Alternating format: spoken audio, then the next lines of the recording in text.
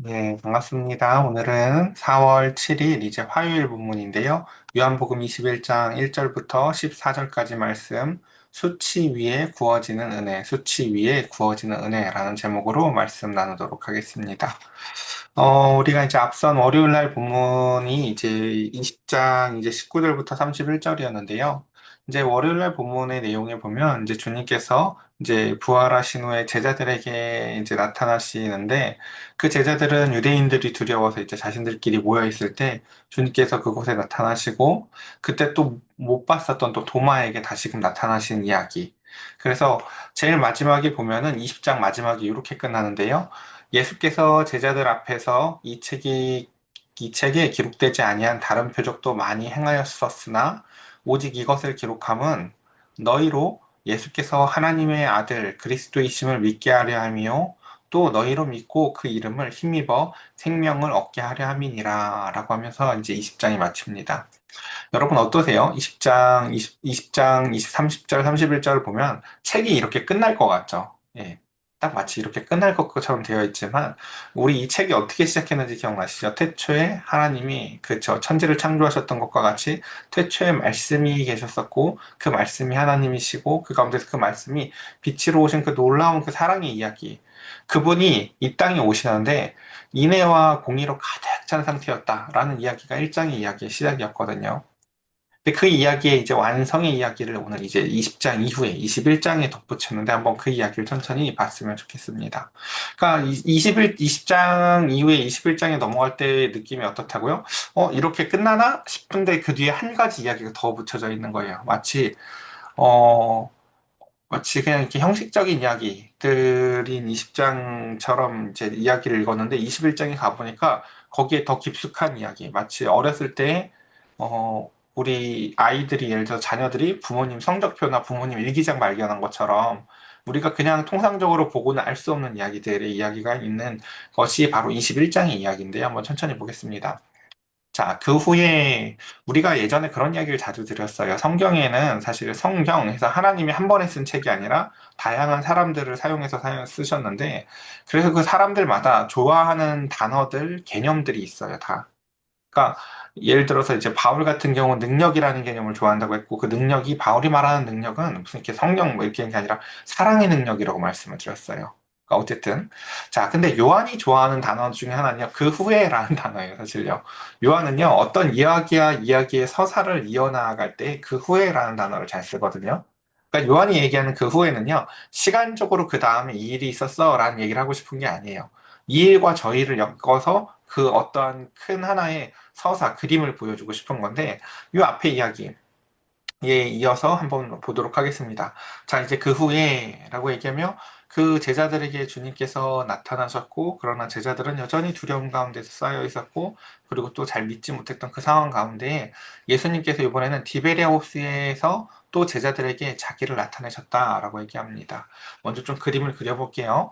디베레 호수는요, 이제 갈릴리 호수라고도 하고, 이제 게네사렛 호수라고도 하고, 이름이 많은데, 이제 그 호수가 이제 불려지는 이름이 그렇게 다양한 것은 이제 그 호수가 이제 어느 편에서, 그러니까 그 지명의 이유, 그 부르는 이름에 따라서 그 느낌이 다른 거예요. 그러니까 디베레 호수라고 부를 때에는요, 참 거기가 먹고 살기 힘든 곳이야 라는 의미를 표현해주고 싶은 거예요. 왜냐면 이제 그 도시가 티베리우스가 이제 티베리우스의 이름을 따서 지은 이제 이름인데, 도시인데, 그러니까 이 당시에 이제 디베리아 호수에서 디베리아가 어떤 느낌이냐면요. 그 갈릴리 호수에 대한 또 다른 이쪽 측면에서 부른 이름인데, 어, 이제 세금을 걷는데 어떻게 걷었냐면요. 아직 이제 마치 영업을 하지도 않았는데, 그러니까 어부들로 따지자면 이제 배의 크기나 이제 그물의 크기로 말미암아 이제 그들이 일단 세금을 매겨요.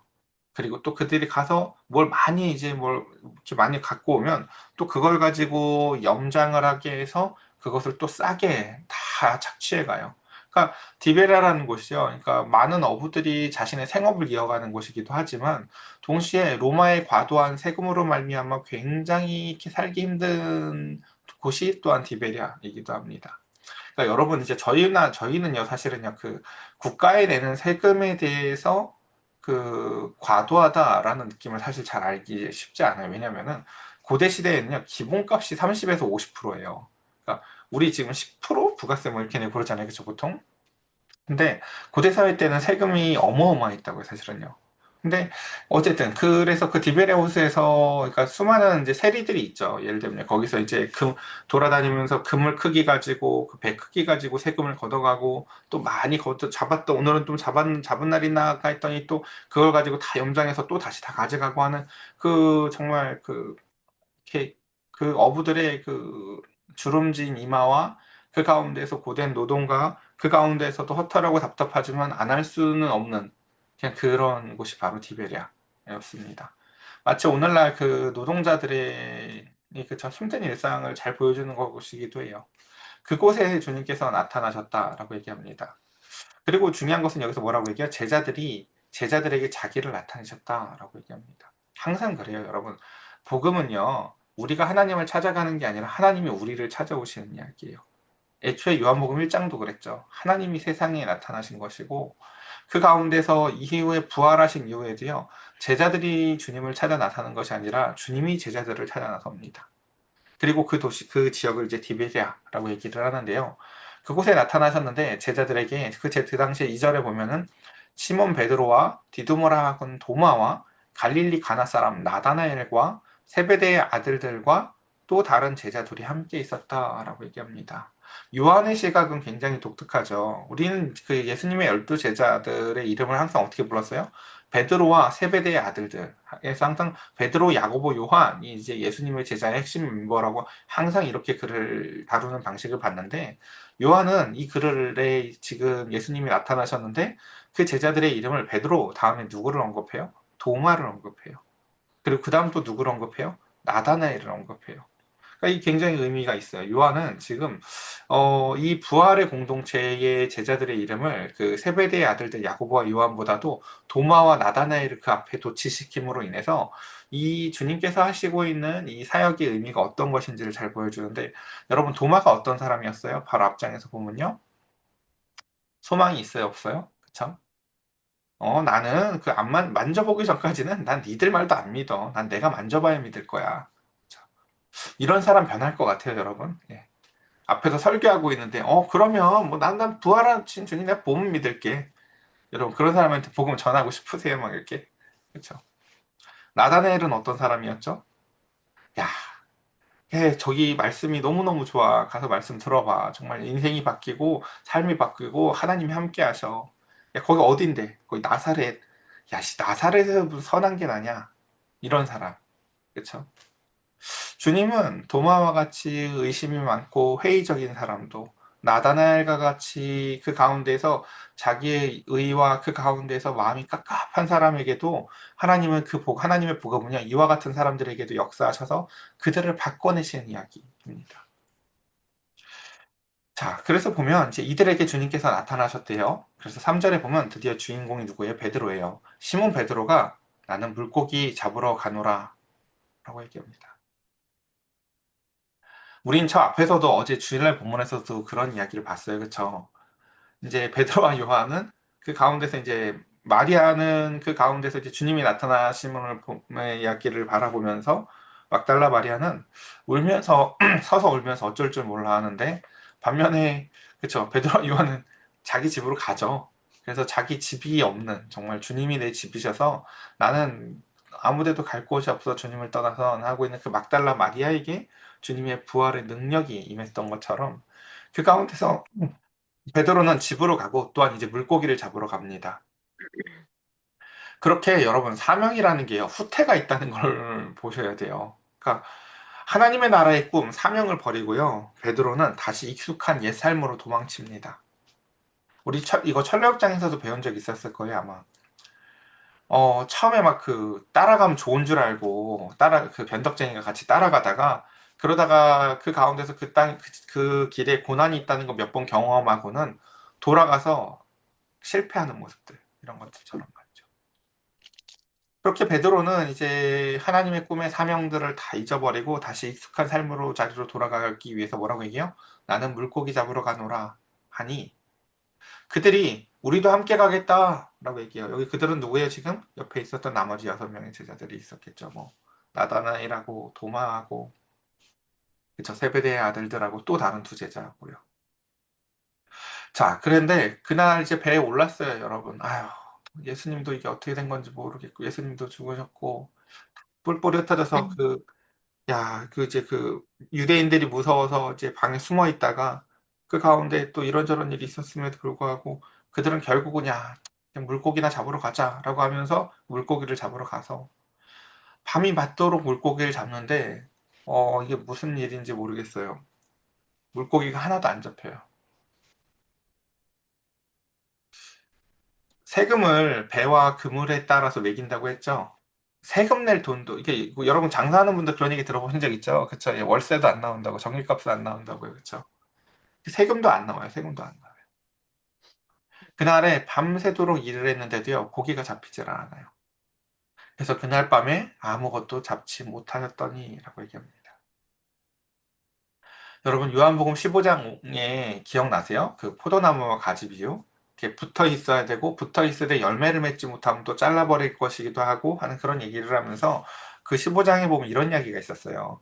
나는 포도나무요, 너희는 가지라. 그가 내 안에, 내가 그 안에 거하면 사람이 많은 열매를 맺나니? 라고 하면서 우린 여기만 기억을 해요.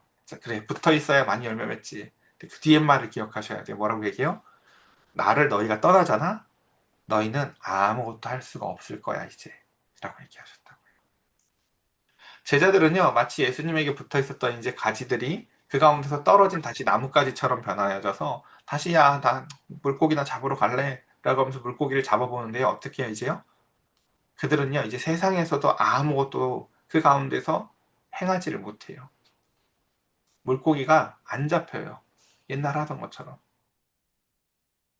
그렇게 사명을 버리고 익숙한 옛 삶으로 돌아간 사람에게는요, 사실 돌아갈 자리가 없습니다. 이걸 아셔야 돼요. 우리가 하나님의 부르심을 받았을 때는요, 돌아갈 배를 불태워야 돼요. 하나님의 부르심은요, 우리로 말미암아 이제는 돌아갈 자리를 변화시키십니다. 마리아가 돌아갈 곳이 예수님밖에 없었던 것처럼 그 가운데서 우리가 돌아갈 곳이 아직도 남았다고 착각하는 것은 사실은 말 그대로 착각인데요. 좀 더 볼게요. 4절. 날이 새어갈 때에 예수께서 바닷가에 서셨으나 제자들이 예수신 줄을 알지 못하는지라. 이것도 우리 주일날 봤죠? 사람들의 그 영적 상태에 따라서 보이는 게 다르다고요. 불무덤만 보였다가 뭐 옮겨진 것만 보였다가 세마포가 보였다가 그 가운데서 수건도 보였다가 드디어 주님이라는 게 보이는 상태가 되어지는 것들. 보면 그렇죠. 엠마오로 가던 제자들에게도 주님이 나타나셨을 때 제자들은요, 준비가 되어져 있지 않기에 주님을 알아보지 못하고 이 디베레아의 바닷가의 제자들도 심지어 막달라 마리아도 처음에 주님을 알아보지 못해요. 보면요. 그렇죠? 그것처럼 그때 예수께서 이르시되 얘들아 하고 부르세요. 막달라 마리아가 예수님을 어떻게 물어봤는지 기억나시죠? 주님의 부르심에 비로소 알아봤었다고요. 예수님이구나. 예수님께서는 그들을 애들아 라고 부르세요. 이 부르심은요, 정말 아이들아 라고 부르는 거거든요. 애들 부를 때 부르는 단어거든요. 그러니까 영적 어린아이와 같은 그 제자들을요, 주님은요, 친밀한 음성으로 여전히 부르세요. 주님을 다 버리고 등지고 부인하고 도망갔던 자들을 향해서 아무 일도 없었던 것처럼 주님은요, 얘들아, 이제 밥 먹을 시간이니까 돌아와야지 하는 것처럼 부르신다고요. 얘들아, 너희에게 고기가 있느냐? 라고 주님은 물으세요. 그러자 그들은 대답하되 없나이다. 대답하죠. 예수님은 그들을 왜 이렇게 부르셨고, 또 예수님 그들에게 왜 고기가 있느냐고 부르셨을까요? 없는 거 다 아시는 분이. 바로 우리 자신이 주님을 떠나서 밤이 맞도록 수고를 해도 주님을 떠나 사는 인생이 어떻다는 것을 스스로 자각하게 하시기 위해서 주님은 우리에게 일부러 이걸 우리 철로역정에서는 진단 질문이라고 했어요. 전도자가 나와서 일부러 물어봐요. 네 자신을 자각하라고. 네가 지금 어떤 상태냐고. 예수를 떠나가서 그 가운데서 살더니 밤새도록 네가 물고기 다시 잡겠다고 옛삶이 남아있는 것처럼 살아봤지만 물고기가 잡히더냐? 네 손에 뭐가 있느냐? 네 텅 빈 손을 보아라. 라고 주님은요, 있느냐? 너희에게 고기가 있느냐라고 물어보세요. 그러자 그들은 자신들의 텅 빈 손, 예수님만 잃어버린 게 아니라 물고기도 없어요. 아무것도 없어요. 없나이다. 그렇게 텅 빈 자신을 인식하며 그 가운데서 그러자 그들에게 이르시되 그물을 배 오른편에다 던져라 라고 얘기하시죠. 그리하면 잡으리라. 어, 우리가 처음에 그 누가복음 5장에서요. 예수님이 그 베드로를 불렀을 때 장면 기억하시는지 모르겠어요. 어느 날, 어, 어느 한 목수가 와가지고는 그 가운데에서, 예, 밤새도록 허탕친 그 베드로에게 오셔서 그 가운데서 물고기를 다시금 잡게 하시고 그의 명령에 따라서 물고기를 잡을 때 베드로는 물고기를 많이 잡아서 오는 기쁨이 아니라 그분으로 그 예수님의 신성이 느껴지고 그로 말미암아 내가 죄인이라는 것을 철저히 깨닫는 자리가 되었던 곳이 바로 이 갈릴리 호숫가에서 나를 불러주셨던 주님의 부르심의 장면이었었어요. 그게 예수님하고 처음 눈 맞았던 자리라고 여기 가요. 그곳에서 주님은 다시금 이렇게 얘기하세요. 오른편에 던져라. 그리고 이에 던졌더니 물고기가 많아 이제 그물을 덜 수가 없게 되었어요. 주님은 또다시 이렇게 자신을 나타내세요. 자, 그러자 예수께서 사랑하는 그 제자가 예수께서 사랑하시는 그 제자가 베드로에게 이르되 그러니까 예수께서 사랑하시는 제자가 누구예요? 요한이죠. 요한이 베드로한테 드디어 먼저 얘기를 해 뭐라고요? 주님이시라 라고 요한의 눈이 띄어지는 걸 볼 수가 있죠. 저는 우리에게 이와 같은 진짜 영적 시력이 있었으면 좋겠어요. 우리의 삶에 늘 우리의 삶 가운데에서 오른쪽에 던지라고 말씀하시고 네 빈손을 보라고 말씀하시고 나를 떠나서 너는 아무것도 열매 맺을 수 없다고 우리를 말씀하시며 우리를 기다리시는 주님의 음성이 들려졌으면 좋겠어요. 그리고 비로소 내 삶에 여전히 내가 실패하고 주님을 배신하고 주님을 떠나가고 난 주님 없이도 살 수 있는 또 다른 집을 마련해 놓고 있는 존재임을 아심에도 불구하고 우리를 여전히 기다리시면서 아무 일도 없다는 듯이 얘들아 라고 부르시는 주님의 음성이 들려졌으면 좋겠습니다. 요한은 비로소 그 가운데서 그 영적 시각이 열려지면서 주님이 보이세요. 주님이 보입니다. 그러자 그 달려갈 때도 기억나시죠? 요한이 막 먼저 달려가고 베드로가 그 뒤에 근데 요한은 또 무서워서 못 들어가는데 또 베드로는 막 들어가고 했잖아요. 그죠? 이번에도 알아보는 건 요한이 먼저 알아봐요. 주님이다! 알아봐요. 그러니까 베드로가 뭘 잘하는지 모르겠죠, 여러분. 예, 베드로는요, 지구력이 있는 사람인데요. 좀 더 볼게요. 그러자 베드로가요, 벗고 있다가 주님이라 하는 말을 듣고는요, 겉옷을 두른 후에 바다로 뛰어내려요. 어, 이 장면에서 알 수가 있어요. 여러분, 이게요, 창세기 3장으로 넘어가 보면요, 아담은 이 장면에서 도망을 가거든요. 숨고요. 내가 범죄했어요. 저기 하나님이 오세요. 어떻게 해요? 나무 뒤로 숨는다고요. 내가 벗었으므로 뛰어나이다. 베드로도 똑같이 실패를 했어요. 주님을 모른다고 하고요. 저주하고요. 그 가운데, 야, 내가 진짜 사랑한 건 아니었나 보다. 난 예수님한테 내가 미쳐가지고 수제자인 줄 알았는데, 내가 보니까 돌아갈 집이 있더라, 나는. 나는 여전히, 그래도 여전히 내가 또 이 그물에 익숙하더라.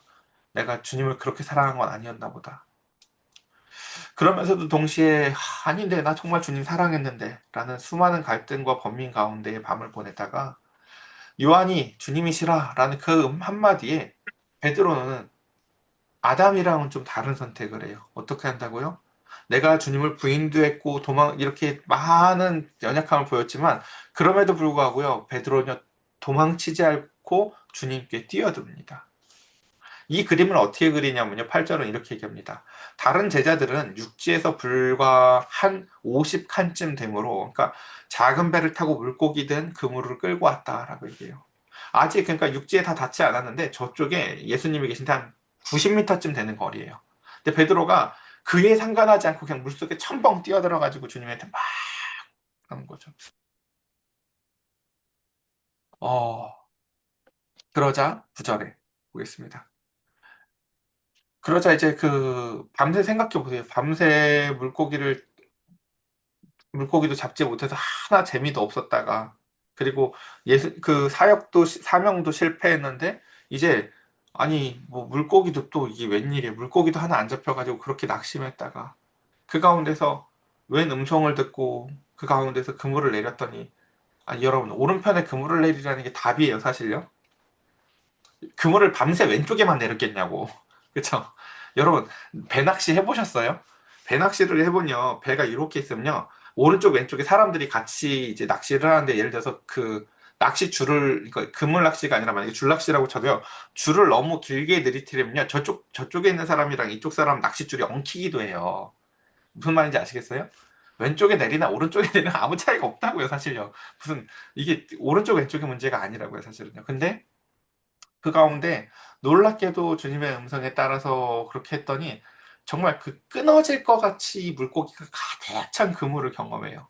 그러니까 이게 무슨 경험이냐면 이거예요. 그 그물은요, 하나님의 손길 같은 거예요. 우리는 다 거기로부터 찢어진 그물처럼 인생이 떠나갔다고, 난 이제 실패했다고 생각을 하는데, 하나님은 그 베드로의 그물의 손맛을 통해서 얘기해주고 싶으신 거예요. 나는 너 놓친 적 없어. 난 한 마리도 놓친 적 없어, 베드로야. 실패한 적 없어. 라고 하면서 그 손 가득한 물고기를 다시 경험하게 해주세요. 어떻게 하면요? 네가 내 말대로 하면, 다시 오른쪽에 그물을 던지며 네가 내 말에 따라서 살면 네 인생은 아무것도 아직 놓친 게 없는 거란다. 라고 주님은요, 그 베드로의 손에 가득한 그물의 물고기들을 통해서 주님은 말씀하세요. 그리고 이제 올라왔어요. 젖은 몸을 치우고 그물을 정리하며 그 가운데서 이제 숯불 앞에 다시 앉아 있게 되어져요. 숯불 하면 또 트라우마가 있죠. 이게 뭡니까? 요한복음 18장에 보면요. 베드로가 이제 예수님이 잡혀가시는 것을 가만히 따라가다가요. 이 숯불 앞에 서 있어요. 근데 그 숯불 앞에 있는데 웬 여자아이랑 이렇게 있다 쓰면서 사람들이 얘기를 해요. 요한복음 18장 25절 시몬 베드로가 서서 불을 쬐더니 라고 얘기를 해요. 밤새도록 주님을 아, 막 걱정도 하고 염려도 하다가 몸 좀 녹여보겠다고 따뜻한 불 앞에 갔는데요. 숯불 앞에 갔는데 사람들이 갑자기 얘기를 해요. 나를 쳐다보고는. 너도 그 제자 중 하나가 아니냐? 라고 바로 숯불 앞에서 조용히 나를 숨기고 그 숯불 앞에서 그 가운데서 몸 좀 녹이면서 조금 있다가 주님을 또 쫓아가 보려고 했는데 그 숯불 앞에서 나의 전 존재가 드러나요. 베드로가 뭐라고 해요? 부인하여 이르되 나는 아니라 난 예수님 몰라요. 그 숯불은요 베드로에게 자신이 어떤 존재인지를 밝히 드러내주는 장소를 의미해요. 지금 주님을 떠나서 이제 다시 물고기나 잡아야겠다 이 말도 베드로가 제일 먼저 했죠. 그리고 그곳에 가서 밤새도록 실패해도 또 베드로가 제일 먼저 하고요. 그 가운데서 올라왔는데요. 다시 그 숯불이 그 자리에 있어요. 그리고 그 숯불 앞에서 있는데 그 숯불이 조금 이제 다른 건 뭐냐면요. 그 숯불 위에요. 생선이 놓여져 있고 떡도 구워지고 있어요.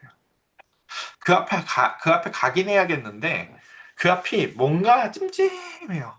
뭔지 아시겠어요?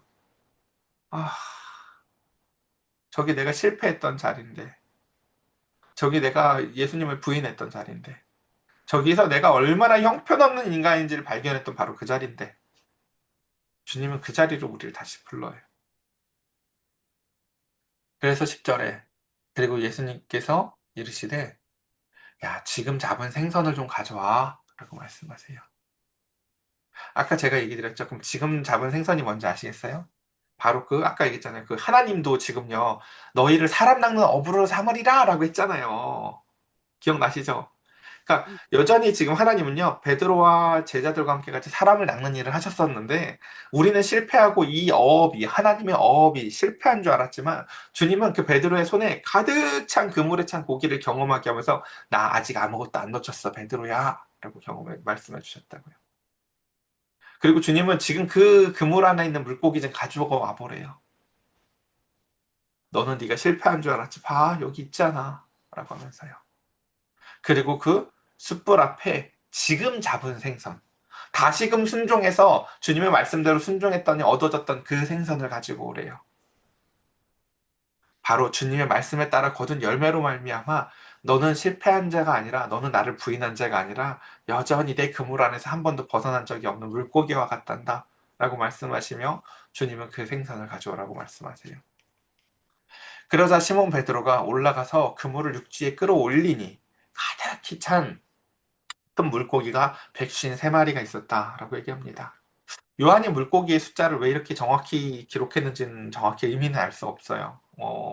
여러분 그 뭐 우리가 이렇게 많이 들어보셨을 거예요. 그 모나미 볼펜이 보면 그래서 그쵸 그쵸 153 여기 이제 이 물고기 베드로가 다시금 주님의 말씀을 순종해서 잡은 물고기의 숫자를 따서 이제 그 볼펜의 이름을 그렇게 지었다라는 거는 들어보셨을 거예요.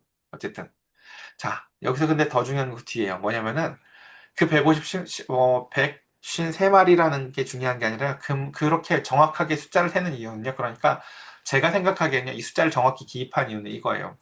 한 마리도 놓치지 않았다라는 걸 얘기하고 싶은 거예요. 왜요?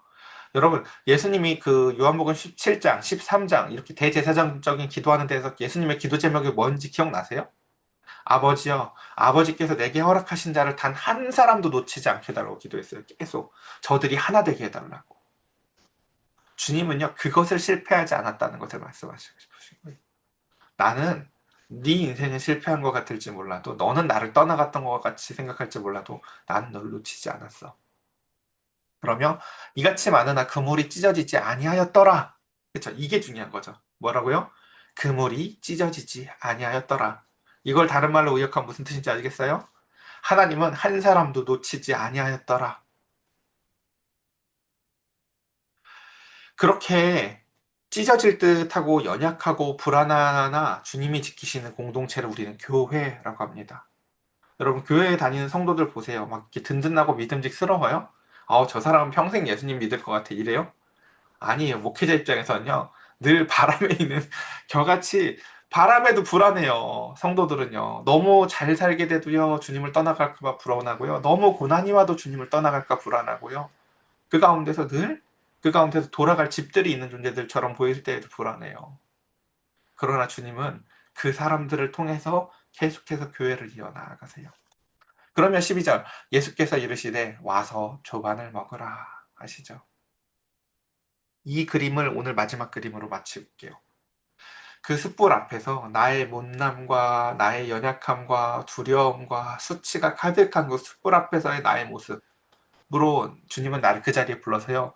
그 위에 너 내 말 듣고 그 잡은 물고기 있잖아 라고 하면서 그 은혜의 물고기를 그 위에서 먹이시는 게 바로 하나님이 우리를 대하시는 방식입니다.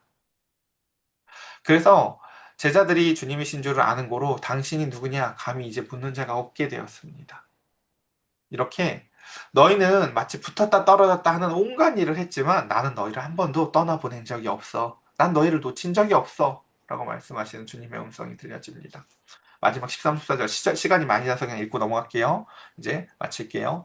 예수께서 가셔서 떡을 가져다가 그들에게 주시고 생선도 그와 같이 하시니라. 이것은 예수께서 죽은 자 가운데서 살아나신 후에 세 번째로 제자들에게 나타나신 것이라. 말씀을 이렇게 정리해 봅시다. 저와 여러분들의 삶 가운데서 기독교를 오해하지 않았으면 좋겠어요. 기독교는요, 촛불 앞으로 우리를 불러내는 종교예요. 나의 허물과 나의 연약함과 수치가요, 드러나는 그 자리 위에 은혜의 물고기를 얹어주셔서 다시금 내가 내 힘으로 먹고 살아가는 그 돌아갈 길이 있는 존재로서 사는 것이 아니라 주님이 주시는 은혜로 말미암아 먹고 살아가야 되는 존재라는 것을 깨닫게 하시고 그 가운데서도 하나님은 나는 하나님을 떠나갔고 나는 딴 마음을 품었을지 몰라도 하나님은 단 한 번도 우리를 떠나시지 아니하시는 하나님이라시는 것 우리 꼭 기억하면서 이 시간 함께 같이 우리 기도했으면 좋겠습니다. 우리 시간 함께 같이 신실한 하나님의 은혜를 생각하며 기도합시다.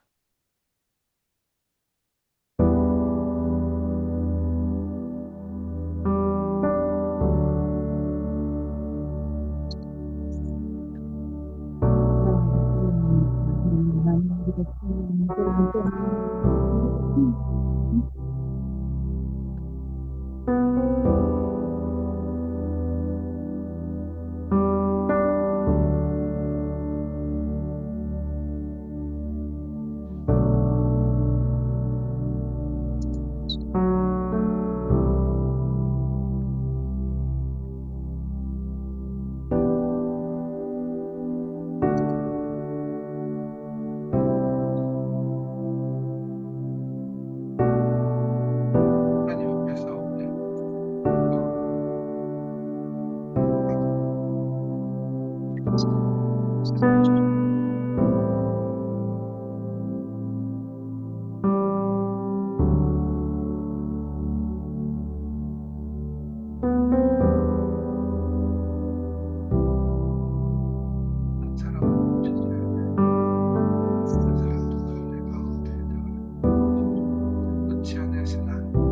하는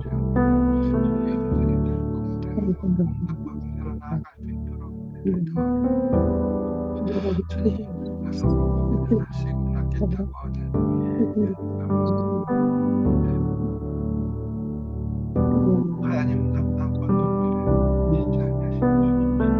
반대되는 거는 반대 그것은 사람이 있는 자가 주님과 돌아갈 길이 있는 자들 오지 않게 다른 하시고 사람들이 모두가 교회에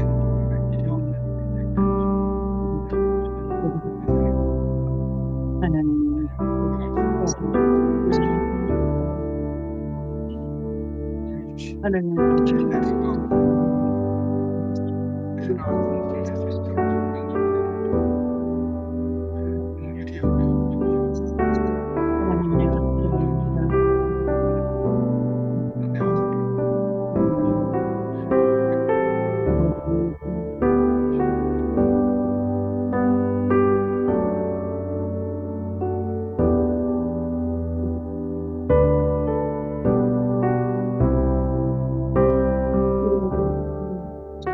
하나님 감사합니다. 고개하시고 감사합니다. 감사합니다. 제가 하나님. 기도드리겠습니다. 함께 주무시고 하나님은 늘 우리 곁에 계십니다. 감사합니다. 아무도 도마는 보고 아무도 보지 않는 것 같아서 말을 이렇게 합니다. 나는 그거 만져보지 않으면 믿지 않을 거야. 그러나 주님은 6일 후에 나타나셔서 도마에게 말씀하십니다. 도마야, 만져보고 믿는 자가 되라. 보지 않고 믿는 자가 더 복되다만 만져보고라도 믿는 자가 되라. 주님이 없는 줄 알고 말을 했는데 주님은 다 듣고 계셨습니다. 그리고 또다시 오늘 베드로에게 나타나셔서 그 숯불 앞에서 다시금 그의 트라우마를 극복해 나아가십니다.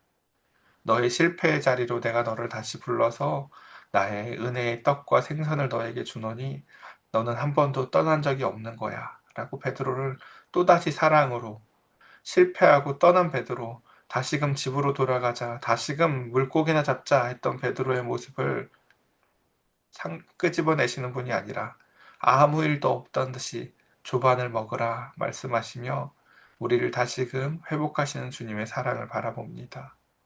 주님, 우리도 주님을 떠나서는 어디도 갈 수 없는 존재로 주님을 더 이상 배신하는 존재로 살지 아니하고 주님을 따라 사는 존재로 신실함으로 응답하는 인생 되게 하여 주시옵소서. 주님이 우리를 사랑하시듯 우리도 주께 영광 올려드리는 삶 살게 하여 주시옵소서. 우리 주 예수 그리스도의 이름으로 기도드렸사옵나이다. 아멘.